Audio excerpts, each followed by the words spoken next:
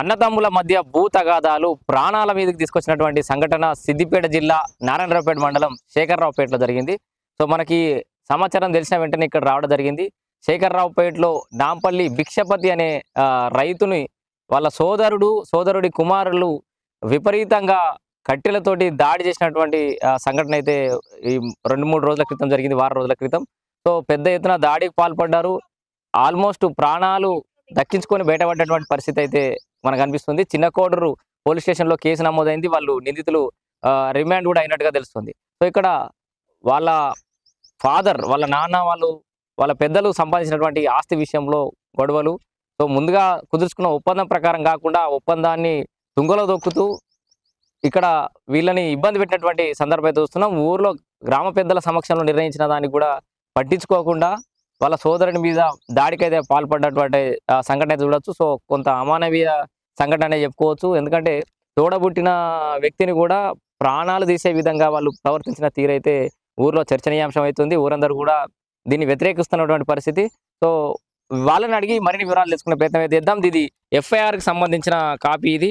So చిన్న Koduru police స్టేషన్లో వీళ్ళ మీద ఎఫ్ఐఆర్ అయిన డేట్ 12/4/2026 రోజు అయితే ఎఫ్ఐఆర్ కూడా అయింది. ఇది ఒప్పందాలకు సంబంధించిన అంశం ఇది. సో ముందుగా అంటే 3 ఎకరాల 36 గుంటలకు సంబంధించి అమ్మకానికి సంబంధించి ఒప్పందం చేసుకొని తర్వాత 18,50,000 రూపాయలు అడ్వాన్స్ కూడా పే చేసిన తర్వాత ఒక 3-4 సంవత్సరాలు అంటే వాళ్ళు రిజిస్ట్రేషన్ చేయడానికి అమ్మడానికి ఒప్పుకొని ఆ తర్వాత ముందుకు రాకుండా రిజిస్ట్రేషన్ చేయకుండా వీళ్ళని ఇబ్బందులకు గురి చేసినటువంటి సందర్భం. మళ్ళీ ఒక 2-3 ఏళ్ల తర్వాత 4 ఏళ్ల తర్వాత కూడా మళ్ళీ ఒప్పందం చేసుకున్నారు, ఇంకొక ఒప్పందం చేసుకున్నారు. సరే జరిగిపోయింది, మేము మళ్ళీ రిజిస్ట్రేషన్ చేస్తామని చెప్పి మళ్ళీ దాన్ని కూడా కాల రాస్తున్నటువంటి పరిస్థితి చూడొచ్చు. మనతో పాటు నాంపల్లి భిక్షపతి అయితే అందుబాటులో ఉన్నాడు. ఆయన్ని అడిగి అసలు వివరాలన్నీ తెలుసుకునే ప్రయత్నం చేద్దాం. చెప్పండి, ఏం జరిగింది అసలు, ఎందుకు ఇంత? నా పంటలో నేనత్తే ఒట్టిగా మీదికి కట్టెలతో దాడితోని ఎటు వాడి దాటే నా సొంతం జాగల నాంపల్లి నర్సయ్య, రాజు, రమేష్, చిన్న ప్రశాంత్, వీళ్ళు నలుగురు కట్టెల దాడితోని నన్ను ఉరి చేసి బర్రె కొట్టి చంపినారు. ఎటు పడితే దద్దులు ఇక్కడ పెగిపోయినా ఎక్కడ దబ్బులు కొట్టిర్రు, మొత్తం కొట్టిందే. ఇక ఇది కొట్టిరు, దబ్బులు కొట్టి ఈ దబ్బ మొత్తం కొట్టిర్రు. బర్రె ఘోరంగా ఇగో ఇటుగా మొత్తం కొట్టింది. మొత్తం మన జీనం తీసే లెక్క తల కుట్లు పడి మొత్తం తల మొత్తం కుట్లు పడ్డాయి. ఇక చెవుకాడ ఎటు పడితే నాకు ప్రారంభం ఉన్నది.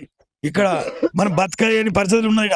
మొత్తం వాళ్ళు రవిడీలు అయిపోయారు. మొత్తం దేనికి అంటే కింద నేను మొత్తం ఆగా అయిపోయిన బతికే వాళ్ళు మళ్ళీ ఇప్పుడు జైల్లో ఉన్నారు. కానీ వాళ్ళు వచ్చి మళ్ళీ ఎప్పుడు చంపే చూస్తే నాకు ప్రాణం భయం ఉన్నది. దీనికి ఎట్లా చేస్తారో మీరు దయచేసి కొద్దిగా దీన్ని చర్చగా తీసుకోవాలి. ఇంత నాకు ప్రాణం భయం బాగా ఇబ్బంది ఉన్నది. ఇక్కడ ఉండబోతున్నాను నేను. పైసలు చూస్తే కడతాను రెడీ చేసిన పైసలు కట్టుకుంటలేరు వాళ్ళు, ఏ సంతకం చేస్తలేరు. 75 లక్షలు కడతాని ముద్ద పెట్టుకున్నా, వచ్చి దాడి చేసి ఆగం చెప్తున్నాను. మొత్తం ఎన్ని ఎకరాలకు పంచాది? ఇది ఏం జరిగింది? ఇది మొదట్లో 3 ఎకరాల జాగా కొన్న అయిపోయింది. కొన్న అయిపోయింది. పైసలు కడతానని సగం కట్టినా, మళ్ళీ సగం కిత్తి కడతానని మళ్ళీ కడతాను తయారు చేసుకున్నా. కొట్టిన వాళ్ళు పైసలు కట్టుకుంటలేరు డబ్బులు, మళ్ళీ మీదికి దాడికి వస్తుర్రు. మీదికి అది పైసలు లెక్క పెట్టబట్టే పైసలు లెక్క పెట్టినా మొత్తం చూసిర్రు. సర్పంచ్ ఇట్లా అంతా చూసిర్రు, సత్య ఇట్లా అంతా మాటలు మొత్తం చూసిరు. మొత్తం శేఖరపేట వీధిలో మొత్తం అమౌంట్ 60 లక్షల రూపాయలు చూసిరు వాళ్ళు. మొత్తం లెక్క పెట్టమన్నారు వాళ్ళే.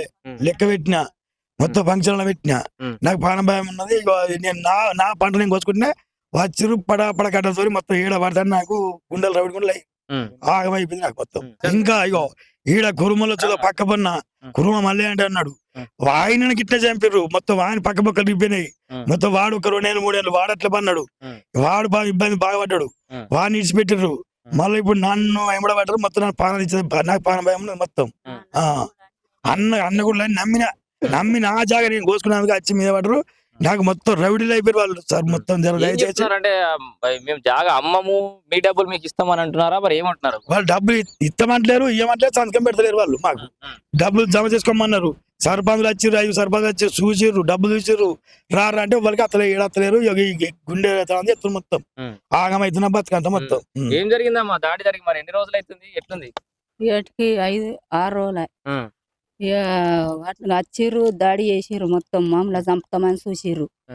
ఈ రోడ్డు మించి వెళ్ళి ఆ వరిలో ఎత్తేసిర్రు. ఇద్దరిని, నా కొడుకును నా భర్తను ఇద్దరిని చంపి రానే సచ్చి రానే వాళ్ళు కట్టెలాడేసి టౌన్కి పోయిర్రు. వాళ్ళే మొదగాలు వేయరు. వీడియో తీసి ఎస్ఐకి పంపినాం మేము మొదగాలు. ఎస్ఐకి పంపినాక ఎస్ఐ ఇక మా మీద ఏం వాళ్ళని జైలు వేసిండు. కానీ మాకు ఏం న్యాయం చేస్తాడో తెలియదుగా. కానీ ఇప్పుడైతే మొత్తం సంపేమోపు చేసిర్రు. మేము అడ్డం పోతే కూడా మమ్మల్ని కూడా కొట్టిర్రు. ఆ కోడలు ఉన్నది, ఆ కోడలు కడుపుతోటి ఉన్నది. ఆ కోడలు కట్టెలు అందించింది. మొత్తం ఇగో ఇట్లా ఓ చేత వీడియో తీసుడు, ఓ చేత కట్టెలు ఇసిరేసుడు. కట్టెలు ఇసిరేసి ఇంకా తెచ్చింది. ఆ కట్టెలు అందుకొనే వాళ్ళు ముగ్గురు మొత్తం పొట్టు కొట్టిర్రు. బొర్రిచ్చుకుంటా కొట్టిర్రు వర్లేనే.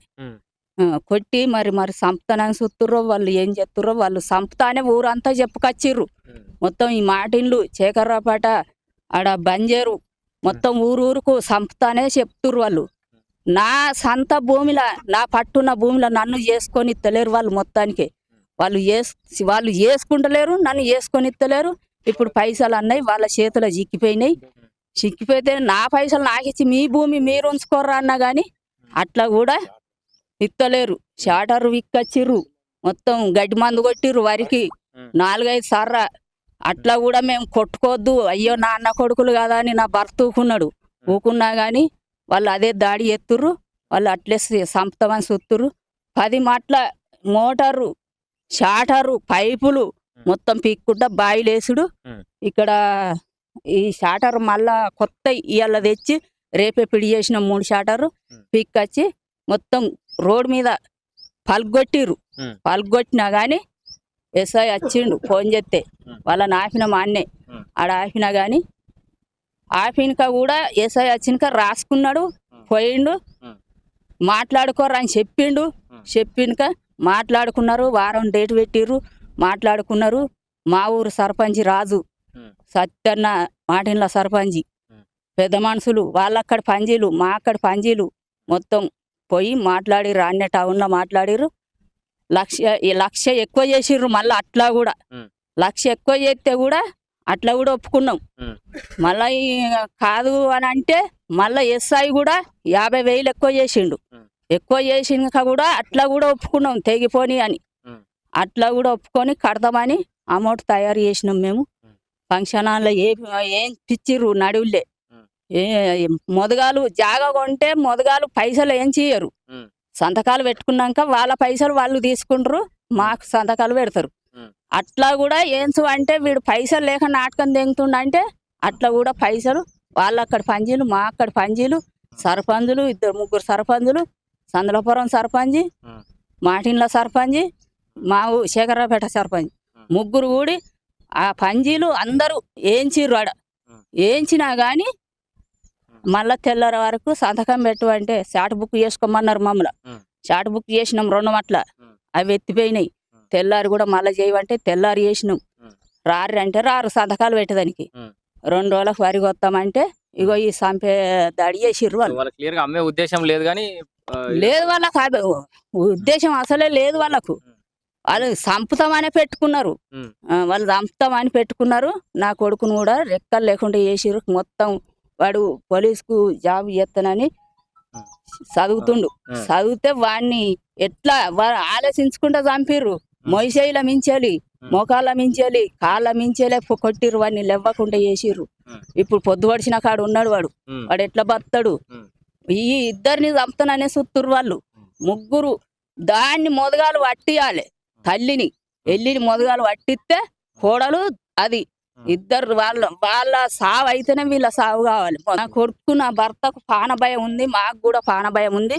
వాళ్ళు జైల్లోకి వెళ్ళి వచ్చినా కానీ నలుగురిని మొత్తం వాళ్ళు ఎప్పుడు చంపుతారో తెలియదు. మాకు మొత్తం పానభయం అంటే పానభయం ఉన్నది మాకు. ఇప్పటికి కూడా వాళ్ళు టౌన్లో ఉన్నా కానీ మాకు గండమే ఉన్నది. వాళ్ళు ఎప్పుడు వచ్చి చంపేది తెలియదు, వాళ్ళు ఎప్పుడు ఏం చేసేది తెలియదు. వాళ్ళ నిడితే మాత్రం అయితే మంచిగా ఉండదు. అందరూ ఏం చేస్తారో నా కొడుకును నా భర్తను మమ్ముల ఏం చేస్తానని చూస్తారో. నాకు 2 ఆడిబోరగండ్లు. ఆ ఆడిబోరగండ్లకు లగ్గాలు చేసినాం. అది చేసిన బోర్ మీదకే పోయింది. దాని పొలమచ్చ కట్టిందే పోయింది. దాన్ని ఎట్లా చేస్తారో ఇక మీరు ఏం చేస్తారో. మాకు పంట లేక మేము 10 ఏళ్ళు ఏడ్చినాం. 10 ఏళ్ళకు మేము పంట వండి బోర్ వేసుకున్నాం. ఏదో 4 బోర్లు వేస్తే ఒకటి పడ్డది. ఒకటి పడ్డాక ఇగో ఈ పొలం కట్టుకున్నాం.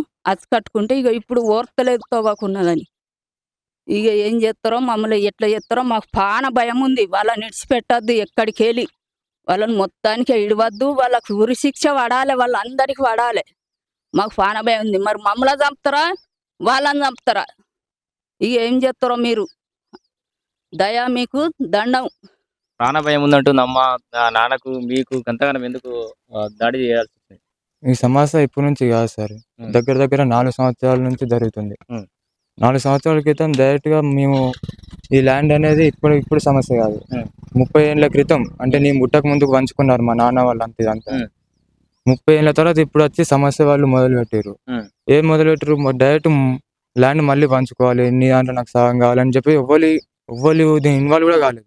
వాళ్ళంతా వాళ్ళే ఫ్యామిలీ మెంబర్సే. 4-5 ఉన్నారు, అంటే 5 ఉన్నారు. అమ్మ నాన్న 3 కొడుకులు. డైరెక్ట్ గట్టి పెట్టేసారు.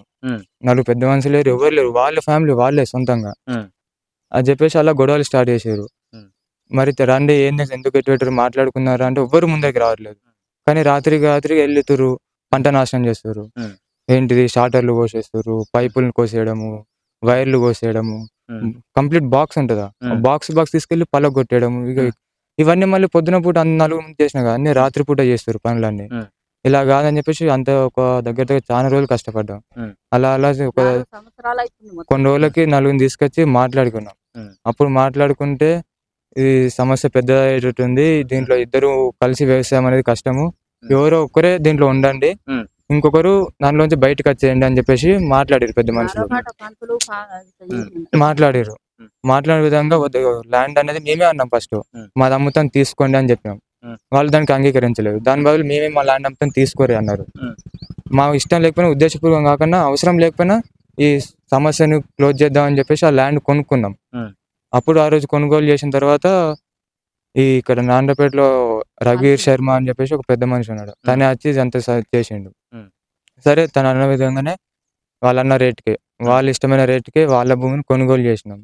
ఆ రోజు అడ్వాన్స్ ఇచ్చినాము, అయిపోయింది. ఒక 1 month తర్వాత 1/4 పేమెంట్ మీన్స్ ఒక 18,50,000 వాళ్ళకి అప్ప చెప్పినాం. సరే అప్పటిదాకా పెడతామన్నారు. 18,50,000 ఇచ్చిన తర్వాత అప్పటిదాకా పెడతామని చెప్పారు. దాని తర్వాత నుంచి మళ్ళీ నెక్స్ట్ పేమెంట్ 3 monthsకి ఉంది, మొత్తం కంప్లీట్ పేమెంట్. దాని తర్వాత కంప్లీట్ పేమెంట్ చేసి రిజిస్ట్రేషన్ చేసుకోవాలి. అప్పుడు మేము అమౌంట్ అరేంజ్ చేసుకున్నాం. అప్పుడు రమ్మంటే మళ్ళీ సిగ్నేచర్ రేటింగ్ రాలేదు. మళ్ళీ సరే సిగ్నేచర్ రేటింగ్ రాలేదు కదా అని చెప్పి 4 పిలిపించినాం. రండి మరి ఏంది ప్రాబ్లం, మళ్ళీ ఏమైంది, ఎందుకు రావట్లేదు అని చెప్పేసి ఎక్కడికి రావట్లేదు. సమస్యను అసలు వాళ్ళు ఇక్కడికి ఎంతమందితో పిలిపించిన రావట్లేదు, మాట్లాడట్లేదు, రావట్లేదు, పెట్టలేదు. డబ్బులు అయితే 18,50,000 తీసుకున్నారు. కాగితం ఉంది, బాండ్ పేపర్ వాళ్ళు తీసుకున్న విధంగా వాళ్ళు సంతకాలు పెట్టించిన పేపర్ ఇది. వాళ్ళ మేము తీసుకున్నాం 18,50,000 ముట్టినాయి, ఇంకా మిగతాయి చేస్తామని చెప్పేసి వాళ్ళు రాసిస్తున్న పేపర్ కూడా ఉంది. అది రీసెంట్ అలా సమస్య క్రియేట్ చేశారు. అప్పటితోటి అలా అయిపోగానే మేము బయట కొంత అమౌంట్ అనేది మా దగ్గర లేదు, బయట అప్పులతో తీసుకొచ్చిన అమౌంట్ అంతా ఒక నెల 15 రోజుల దాకా 2 నెలల దాకా మేము వెయిట్ చేసాం. వెయిట్ చేసి వాళ్ళ సైడ్ మనుషులతో వాళ్ళు పిలిపి అన్ని ట్రై చేసాం, ఎంతకు అవ్వలేదు. అది మాకేమో అప్పు తీసుకొచ్చిన అమౌంట్ మొత్తం మళ్ళీ ఇవ్వట్లే అని చెప్పేసి మా ఇంట్రెస్ట్ సహా మళ్ళీ రిటర్న్ చేసినాం అందరికి. అక్కడ ఒక 2 లక్షల దాకా లాస్ అయినాం. దాని తర్వాత అలా ఇక మళ్ళీ వాళ్ళు రావట్లేదు అని చెప్పి మళ్ళీ నార్మల్గా మా వ్యవసాయం మేము చేసుకుంటాం. మళ్ళీ వచ్చారు, మళ్ళీ షార్టర్ బాక్స్ అడగొట్టాం, సేమ్ రిపీట్. అలా అని చెప్పేసి ఇవన్నీ మళ్ళీ మా కంటి ముందర చేస్తారు అంటే కాదు, రాత్రిపూట ఏదో దొంగలక్క చేస్తారు. వాళ్ళని కన్ఫర్మేషన్ ఎవరైనా వాళ్ళని తెలుసు కానీ ప్రూఫ్ లేవు. అందుకని చెప్పేసి అది నైట్ అక్కడ మేము షార్టర్ దగ్గర ఒక సీసీ కెమెరా పెట్టినాం. ఆలోచన కొద్ది సీసీ కెమెరా పెట్టగానే నైట్ టైం పోకుండా ఫస్ట్ టైం ఒక్కరోజు మార్నింగ్ వెళ్ళారు. ఒక 8 మార్నింగ్ 8 o'clock 6 వెళ్ళారు. వెళ్ళి తీసుకొని రాగా ఇక్కడనే మేము అడ్డంగా ఉండి, మాకు తెలిసింది మార్నింగ్ కాబట్టి అడ్డంగా ఉండి ఇక్కడ వెయిట్ చేసినాం. వాళ్ళు అక్కడ నిలబడగానే సార్కి ఫోన్ చేసినాం, ఎస్ఐ సార్కి. సార్ మరి ఇట్లా మీరు చెప్పినారు కదా, మేము ప్రూఫ్ కోసం సీసీ కెమెరా పెట్టినాం, వాళ్ళు దొరికిరు మాకు, రండి సార్ అని కాల్ చేస్తే ఎస్ఐ సారు ఒక కానిస్టేబుల్ తీసుకుని ఇక్కడికి వచ్చిండు ల్యాండ్ దగ్గరికి. రాగానే వాళ్ళ ముందటనే ఇక దొరికిపోయారు కాబట్టి పెద్ద పెద్ద రాళ్ళు, కట్టెలు, వాళ్ళ అమ్మనే కట్టెలు అందించింది వాళ్ళందరికి. వాళ్ళ ముగ్గురు పోలీసు వాళ్ళు వచ్చారు, చూసారు. మొత్తం షార్టర్ బాక్స్ మొత్తం 3 జస్ట్ బిఫోర్ నైటే మేము కొనుక్కొచ్చాడ పెట్టినాం. 3 షార్టర్ బాక్సులు తెల్లారిపోయి కోసుకొచ్చేసారు, కొత్త బాక్సులు. అది పోగానే ఎస్ఐ సార్ రాకముందుకే మొత్తం రాళ్ళు వేసి పగలగొట్టేయడము, మరి రాళ్ళు వేసుకొని మొత్తం తుక్కు వేసేసారు అవన్నీ. సార్ వచ్చిండు చూసిండు, మొత్తం అవన్నీ ఫొటోస్ వీడియోస్ అన్ని తీసుకుని అందరినీ స్టేషన్కి రమ్మని చెప్పేసి వెళ్ళిపోయాడు సార్. ఆడికి వెళ్ళాక సార్ కూడా కేసు ఫైల్ చేయాలా, ఒకసారి మాట్లాడుకుంటారా, మీరు ఒక ఛాన్స్ ఇస్తా మాట్లాడుకుంటారా, కేసు ఫైల్ చేయాలా అన్నది. వాళ్ళు ఉండి సార్ మాట్లాడుకుంటాం అదే అని రిక్వెస్ట్ చేశారు. సరే అని చెప్పేసి ఒక డేట్ పెట్టి పోయి మాట్లాడుకున్నాం. మాట్లాడుకున్న రోజు ఏమైంది అడిగినాం, మరి ఆ రోజుగా మేము చెప్పాం మాకు ఉద్దేశపూర్వకంగా కొన్న ల్యాండ్ అయితే కాదు అది. ఇప్పటికైనా సరే మేము పే చేసిన అమౌంట్ అప్పటికన్నా మేము ఈ ప్రాబ్లమ్ సాల్వ్ చేసుకుందాము, మేము కట్టిన అమౌంట్ నీకు ల్యాండ్ ఇవ్వడం ఇష్టం లేకపోతే మేము కట్టిన అమౌంట్ మాకు రిటర్న్ ఇచ్చేయండి, లేదా మొత్తం అమౌంట్ తీసుకొని ల్యాండ్ పెట్టేయండి, లేదంటే చెప్పు ఒకళ్ళంతా వాళ్ళే ఉంటాం, లేదా నా ల్యాండ్ అయినా తీసుకున్నావు నేను అమ్మేస్తా నీకు అని చెప్పేసి కంప్లీట్ మీరు ఎలా అంటే అలా చేద్దాం, క్లోజ్ చేద్దాం అని చెప్పి మాట్లాడారు. అవసరం లేదు మేము అమ్మేస్తాము, మా సంతకాలు పెట్టేస్తాం, రిజిస్ట్రేషన్ చేస్తాం, మనీ మాకు అప్పయ్యే పని చెప్పేసి టైం ఇచ్చారు. మేము దగ్గర 3 months అడిగినాం, ఎందుకంటే పెద్ద అమౌంట్ అరేంజ్ కష్టం అని చెప్పేసి. వాళ్ళు లేదు మాకు 45 daysలో 1 monthలోనే కావాలని పెట్టారు. అలా మాట్లాడడానికి ఒక 45 days టైం ఇచ్చారు. అది చాలా కష్టమైన విషయం 45 days అరేంజ్ చేయడం అంటే. దానికి కూడా అగ్రీ చేసినాం. అందులో భాగంగానే ఇంకా వాళ్ళకి ఎక్స్ట్రా అమౌంట్ ఇచ్చినాం మేము. ఇది అయిపోతుంది కదా వీళ్ళు అన్నకాడికి ఓకే అంటే ప్రాబ్లం సాల్వ్ అయిపోద్ది అని చెప్పేసి అనుకున్న అమౌంట్కి 1,50,000 ఎక్కువైంది. మళ్ళీ అక్కడ ఉన్న ఇల్లు మాది, ఆ ఇల్లు కూడా వాళ్ళకే ఇచ్చేసినాం. ఆ ఇల్లు కూడా వాళ్ళకి ఇచ్చేస్తామని చెప్పినాం. ఇచ్చేస్తామని చెప్పినాక కూడా ప్రాబ్లం సాల్వ్ అవుతుంది అనుకున్నాం. అమౌంట్ అరేంజ్ చేసుకుంటే కంప్లీట్ క్లోజ్ చేసేద్దాం అన్నారు. అమౌంట్ అరేంజ్ చేసినాం 45 daysలో అటు ఇటు కష్టపడి అమౌంట్ అరేంజ్ చేసినాం. అక్కడిక్కడ మనీ తీసుకొచ్చిన తర్వాత వాళ్ళు రెండొక్కసారి సమస్య అవుతుంది కావచ్చు. ఇక్కడ ల్యాండ్ రిజిస్ట్రేషన్ అనేది నారాయణపేట మండలం మాది. నారాయణపేటలో చేపియాలి. ఇల్లు అనేది సబ్ రిజిస్ట్రేషన్ లింగారెడ్డిపల్లి అక్కడ సిద్దిపేటలో చేపియాలి. అక్కడ ఇక్కడ ఒక రోజు ఇబ్బంది అయిద్దామని చెప్పేసి ఫస్ట్ ఒకటి పెడదామని చెప్పారు. అలా వీళ్ళు అన్న ప్రకారంగానే ఇల్లు కూడా వాళ్ళకి రిజిస్ట్రేషన్ చేయించేసినాం. మా ఇల్లు ముందు చేయించేసినాం. వాళ్ళకి మళ్ళీ టైంకి రాగానే ఇంకొక ఇష్యూ పెట్టారు, మళ్ళీ ముందర ప్రాబ్లం పెట్టారు. మా ల్యాండ్ మీద అప్పు ఉంది, మా దగ్గర మనీ లేవు, కొంచెం మనీ ఇస్తే నేను అప్పు కట్టుకొని మళ్ళీ రిజిస్ట్రేషన్ చేస్తా అన్నారు. అట్లా అంటే అసలు మేము ఇవ్వమని చెప్పాము ఫస్ట్. ఎందుకు మేము మొత్తం అమౌంట్ ఇస్తామని చెప్పినాం, ఆ రోజే ఇస్తాం, రిజిస్ట్రేషన్ చేసుకుందాం, మళ్ళీ మధ్యలో ఎందుకు అడుగుతారు అని చెప్పేసి మేము క్వశ్చన్ రేజ్ చేసినాం. వాళ్ళు కూడా ఉండి మనీ లేవంటున్నారు కదా, అయిపోగొట్టేద్దాం, ఈ రోజు అప్పు కడుకుంటారు, రేపు నీకు రిజిస్ట్రేషన్ చేపిస్తారు అట్లా అని చెప్పేసి, సరే నేను ఒక్కరినైతే నీకు అడగగానే ఎట్లా ఇస్తాను, నువ్వు ఆ రోజు మాట్లాడిన 2 పంజీలు ఉన్నారు కదా, పెద్ద మనుషులు ఉన్నారు కదా, నువ్వు 2 తీసుకొచ్చుకో, నేనే తెలుసుకో, వాళ్ళ సమక్షంలో నీకు ఇస్తా అని చెప్పినాం. అలా అని చెప్పేసి వాళ్ళు తీసుకొచ్చుకున్నారు. వాళ్ళ సైడ్ పెద్ద మనుషులు సంజలను తీసుకొచ్చుకుంటే వాళ్ళ సమక్షంలో 3,50,000 కూడా అప్పు చెప్పినాం. వాళ్ళు అప్పు కట్టారు. కట్టిన తర్వాత స్లాట్ బుక్ చేసుకున్నా అని అన్నాం. అప్పు అయిపోయింది, రిజిస్ట్రేషన్ స్లాట్ బుక్ చేసుకుంటే వాళ్ళు మనీ తీసుకొని రిజిస్ట్రేషన్ చేయాలి. అక్కడ ఉండి మళ్ళీ ప్రాబ్లం క్రియేట్ చేశారు. లేదు నీ అంత అమౌంట్ నీ దగ్గర ఉన్నా అంటే మేము నమ్మము, అది అసలు నమ్మసక్యంగా లేదు, అంత పెద్ద అమౌంట్ ఎట్లా అరేంజ్ చేసినావు ఇంత తక్కువ డేస్లో అది అని చెప్పేసి క్వశ్చన్ రేజ్ చేశారు. సరే మరి ఏంటి ఇప్పుడు నువ్వు స్లాట్ బుక్ చేసుకుంటాం రా, మనీ లెక్క పెట్టుకో, మనీ ఉంటే సిగ్నేచర్ చేయి, లేదంటే చేయకు, నాకే లాస్ కదా స్లాట్ బుక్ చేసుకున్న అమౌంట్. అట్లా అని ఎంత కన్విన్స్ చేసినా సరే ఏం లేదు. సరే అలా అయితే అలానే ముందైతే యాక్చువల్ ఎవరు మనీ చూపెట్టారు. మా ఇంటి వెనకాల ఫంక్షన్ హాల్ ఉంటుంది, ఊర మధ్యలో ఫంక్షన్ హాల్. మా ఫంక్షన్ హాల్లో అమౌంట్ మొత్తం వాళ్ళ ముందర 58 lakhs చూపెట్టినాం. అంతే వాళ్ళు లెక్క పెట్టుకున్నారు. వాళ్ళ ఇంటి వాళ్ళు నర్సయ్య, రాజు, రమేష్ అందరు వచ్చాక దగ్గరికి వచ్చి అమౌంట్ మొత్తం కౌంట్ చేసుకున్నారు. ఓకే మాకు ఉన్నాయి, ఇప్పుడు స్లాట్ బుక్ చేసుకోవాలని అడిగితే చేసుకోండి అని వాళ్ళు నోడతారు, వాళ్ళే చెప్పారు. స్లాట్ బుక్ చేసుకోండి, రేపు రిజిస్ట్రేషన్ చేసేస్తాం, మీరు స్లాట్ బుక్ చేసుకొని రెడీగా ఉన్నాం, మేము బెట్టింగ్ రెడీగా ఉన్నామని చెప్పారు. ఇదంతా సమక్షంలో 4 పెద్ద మంది సమక్షంలో జరిగింది. దాంట్లో సాక్ష్యంగా మా ఊరు శేఖరావుపేట సర్పంచ్ రాజు, మునిగాల రాజు అన్న అతను ఉన్నాడు, ఇంకా వేరే పెద్ద మనుషులు కూడా ఉన్నారు, మాటల సర్పంచ్ సత్య, వీళ్ళందరి సమక్షంలోనే అమౌంట్ కూడా చూపెట్టినాం. వాళ్ళు లెక్క పెట్టుకున్నారు. నెక్స్ట్ డే స్లాట్ బుక్ అందరిని అడిగినాం, అక్కడ ఉన్న మనీ చూపెట్టినాం కదా, అంత క్లియర్ ఉంది కదా, మేము స్లాట్ బుక్ చేసుకోవాలని అడిగినాం. అందరు ఉండి వాళ్ళు ఇంటి వాళ్ళు ఉన్నారు, రాజు వాళ్ళు, స్లాట్ బుక్ చేసుకోండి, రేపు సంతకాలు పెట్టేస్తాం, క్లియర్ అయిపోద్ది అన్నారు. సర్పంచులు చెప్పారు, అందరు చెప్పిన నమ్మకంతో పోయి స్లాట్ బుక్ చేసుకున్నాం. నెక్స్ట్ డే ఇక మనీ కౌంట్ చేసుకుని వచ్చి రిజిస్ట్రేషన్ చేయాలంతే. మళ్ళీ మేము రామని పెడతారు, ఎవరు ఫోన్ చేసినా లిఫ్ట్ చేయట్లేదు. ఎవరికైనా సరే నేను పెట్టాం, మా ఇష్టం అని చెప్పేసి ఇష్టం ఉన్నట్టుగా మాట్లాడుతున్నారు. వాళ్ళు పెద్ద మనుషులు వాళ్ళు ట్రై చేశారు, వాళ్ళు ఎంత చెప్పినా వినట్లేదు. వినేదానికి ఇంకెవరిగా పెద్దగా రిస్క్ తీసుకోలేదు, బట్ వాళ్ళు ట్రై చేశారు. అక్కడితో అయిపోయింది. అయితే ఈ సమస్య జరిగితే ఈ ప్రాసెస్ అంతా దగ్గర 10 రోజుల నుంచి జరుగుతుంది. అప్పటికి మా సొంత ల్యాండ్ వాళ్ళ కబ్జాకి ఇంకా పోలే మేము. అంత అమౌంట్ కట్టినా సరే వాళ్ళ కబ్జాకి ఇంకా పోలే మేము. మా సొంత ల్యాండ్ పట్టకుండి నా సొంత ల్యాండ్ని కూడా నేను వచ్చింది వరి పంటకొచ్చింది, చేతికొచ్చింది. హార్వెస్టర్‌తో కోపిద్దాం అనుకుంటే ఈ పనులన్నీ ఉన్నాయి కదా! ఇవి అయిపోయిన తర్వాత క్లియర్ చేసుకుందాం అని చెప్పేసి అప్పటికి పోస్ట్‌పోన్ చేసుకుంటూ వస్తున్నా వరి కోతని. ఇక ఇది అయ్యేటట్లేదు, కొంచెం టైం పట్టేటట్టుంది, మళ్ళీ మాట్లాడుకోవాలి, చేయాలి. టైం పట్టేటట్టుంది అని చెప్పేసి హార్వెస్టర్‌ని తెప్పించుకున్నా. ఇది కోసేద్దాం ఫస్ట్ అయితే పంట కింద పడుతుందని. ఒక్క వర్షం పడ్డా అంటే మొత్తం నేల పాలవుతది. ఒక్క చేతికి గింజ కూడా చేతికి రాదు. అలా అని చెప్పేసి హార్వెస్టర్‌ని తెప్పించుకున్నాం. అయితే తెప్పించుకోగానే వాళ్ళు ఏం చేసారు, అడ్డుపడ్డారు. అడ్డుపడి కోయనీయొద్దు అని చెప్పేసి వరి కోత మిషన్ బెదిరించారు ఆ డ్రైవర్‌ని. నువ్వు పంట లోపలికి వెళ్తే మిషన్ అంటు పెడతాం, నువ్వు దిగొద్దు అని చెప్పేసి చాలా గట్టిగా బెదిరించారు. బెదిరిస్తే మేమే అన్నాం, నీ సొంత ల్యాండ్‌లోకి వెళ్ళా కదా మేము, నా సొంత ల్యాండ్‌లో నేను వ్యవసాయం చేసుకోవద్దా అని చెప్పేసి మాట్లాడితే లేదు, వాళ్ళు బాగా గొడవకొచ్చారు. ఇక మేము భయంతోటి అక్కడి నుంచి హార్వెస్టర్ అతను పంపించేసి కంప్లైంట్ చేయడానికి స్టేషన్‌కి పోయినాం. అక్కడ కంప్లైంట్ కూడా ఫైల్ అయింది, పిటిషన్ కూడా ఫైల్ చేసినాం. సరే నా సొంత భూమిలో పంట చేసుకుని ఇట్లా అడ్డొస్తారు అని చెప్పేసి కేసుగా ఫైల్ చేసి వచ్చినాం. సార్ ఏం చెప్పిండు, ఏం కాదు మీ సొంత ల్యాండే కదా, వెళ్ళి కోసుకోపండి, మీ సొంత ల్యాండ్ కదా, మరి వాళ్ళ ల్యాండ్కి వెళ్ళలే కదా మీరు, చేసుకోపండి అంటే అదే ధైర్యంతో మళ్ళొకసారి పిలిపించినాం వరి కోత మిషన్ డ్రైవర్ని. పిలవగానే ఇక్కడికి వచ్చాం. రాగానే మేము మా సొంత ల్యాండ్ కాబట్టి మేము నార్మల్గా కోపిద్దామని వచ్చాము. వాళ్ళేమో మంచిగా ప్రిపేర్గా ఉన్నారు ఇక్కడ. ఇంటి పంట ముందే వాళ్ళ ఇల్లు కాబట్టి వాళ్ళు ప్రిపేర్గా ఉన్నారు. అక్కడ నుంచి మేము వచ్చాం, మిషన్ వచ్చింది, సేమ్ ఇలానే మళ్ళీ ఆపారు.